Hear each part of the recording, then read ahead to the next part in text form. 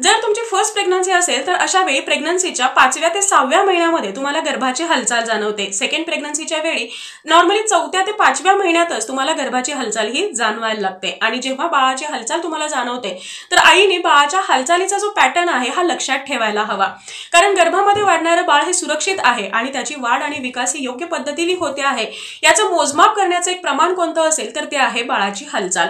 आणि म्हणूनच प्रत्येक गर्भवतीने बाळाच्या हालचालीच्या बाबतीमध्ये अतिशय जागरूक असणं गरजेचं आहे।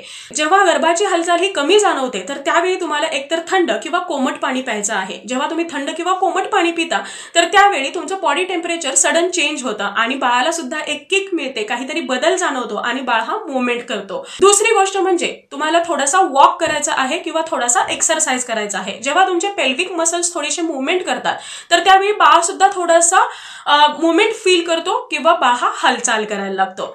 तिसरी आणि खूप महत्त्वाची गोष्ट म्हणजे तुम्हाला तुमच्या आहारामध्ये काही गोड पदार्थांचा समावेश करायचा आहे। आई गोड पदार्थ खाते तर त्यावेळी ते पदार्थ बाळासाठी एनर्जी बूस्टर ठरतात आणि अशा पदार्थांना रिस्पॉन्ड करण्यासाठी बाळ हा पटकन हालचाल सुद्धा करतो।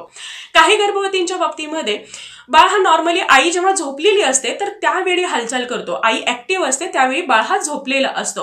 जर तुमचा हा पॅटर्न असेल तर त्यावेळी रेस्ट करणं गरजेचं आहे। जर तुम्ही झोपत असाल तर तुम्हाला अधूनमधून कुशी चेंज करायची आहे जेणेकरून बाळ ही मूवमेंट करायला लागेल। मला पोटावरती हात ठेवून बाळासोबत थोडासा संवाद साधायचा आहे, बाळाला भरपूर प्रेम करायचं आहे, बाळासोबत भरपूर बोलायचं आहे।